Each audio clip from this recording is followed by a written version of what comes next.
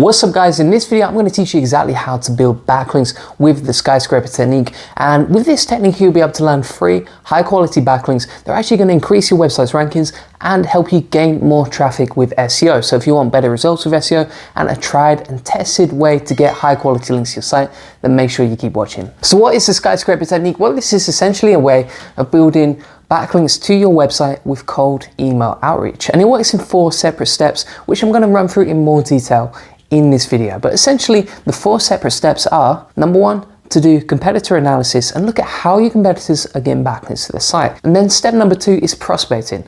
So you're going to reverse engineer which sites are linking to your competitors and then approach those websites with a piece of content that they may want to link to on your site too. After you've done the prospecting and the competitor analysis, you're then going to create a piece of content on your website that's like your competitor's article, but it's going to be more comprehensive, more up to date, and just a better overall guide.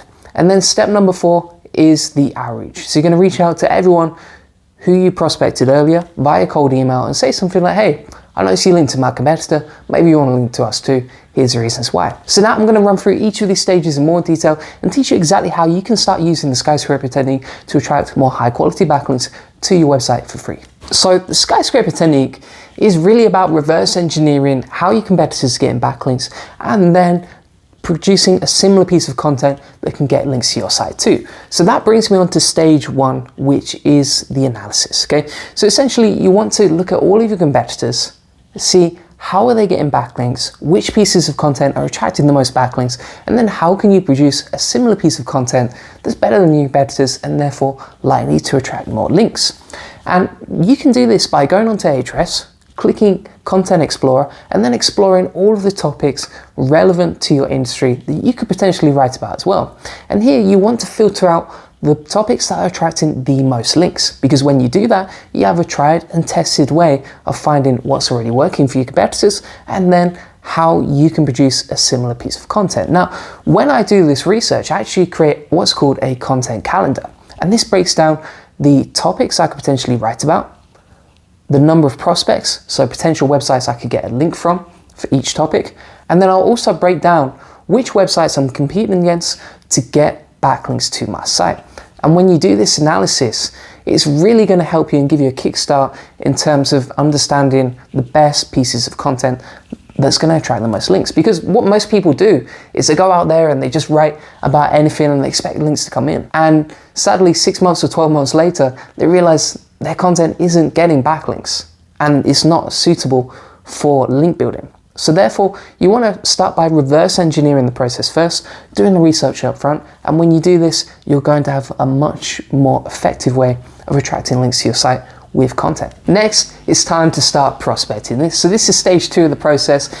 And I'll be honest, it's not the most glamorous part of the job, but it needs to be done, and it needs to be done properly, okay? So really what you want to do here is build up a list of websites that you could potentially contact for a link. So how are you going to do that? Well, you're going to look at all the websites that link to your competitors' articles in stage 1, prospect all of them, and then create a list of URLs and email addresses that you could potentially contact for a link. Now, when you're doing this, you really have to filter out the low quality trash from the high quality websites that are actually going to help increase your rankings. So you really kind of have to look through the list, filter it out, and find the best potential websites to get links from, because not every link is equal, right? And you're going to get some really low quality websites that you don't want to link from, and some really high quality websites that will help you gain more authority from your site. So what's the best way to do this? So first of all, I would go onto ahrefs.com and I would put in all the websites that I'm competing with to get a link, okay? So essentially here, you're going to look at who's linked to your competitors, download a long Excel spreadsheet of all these websites, and then put them into another sheet that you can filter out. Then you're going to go through the list and you're going to look at, right, which websites do I actually want to link from? And here I would filter out by domain rating, by organic traffic, by the look and feel of the site, and whether that URL is actually relevant to you. So you can see in the URL of the website that you may approach for a backlink, whether it's relevant to you or not. And if it's not relevant, just delete out the sheet and save yourself some time there. Because if you keep approaching low quality sites, then not only are you going to get a bad backlink profile, but also you're kind of wasting your time and you're not being efficient with the process. Now, once you have created a list of URLs that you could potentially contact for a link, you want to put them through a tool like Hunter. So you can basically copy and paste the whole list, pop it into Hunter's verification tool, and find a list of all the email addresses for each website. Now, you're not always going to find an email address for every website, but the ones that you do, you just download them, put them into another spreadsheet, and from here, you've got a list of URLs and email addresses. But the only problem is, not every email address you find on the internet is going to actually work. Some are going to bounce, some are going to be old, some people will have moved on from their job, and therefore a decent percentage of these email addresses that you found won't actually work when you send them an email. So what do? Well, the best thing to do is to verify each of these email addresses. And you can use a tool like NeverBounce or ClearOut, or even Hunter's got a tool for email verification. And from here, you can quickly verify which email addresses are actually going to work before you send them. And I would recommend doing that, because if you start sending out loads of emails and they all start bouncing or most of them don't work, then that's a big problem for your email deliverability. Email servers are going to see that you're sending loads of email addresses, that they're bouncing, that they're not working correctly, and therefore mark your overall deliverability lower. So to avoid this problem, make sure that you verify all the email addresses before you start sending them. And once that's out of the way, you can start creating your content. And this is where things get more interesting with the Skyscraper technique. So you're gonna look at your competitor's piece of content from stage one and look at all the ways that you could beat them. So could you write more words? Could you create something that's more comprehensive?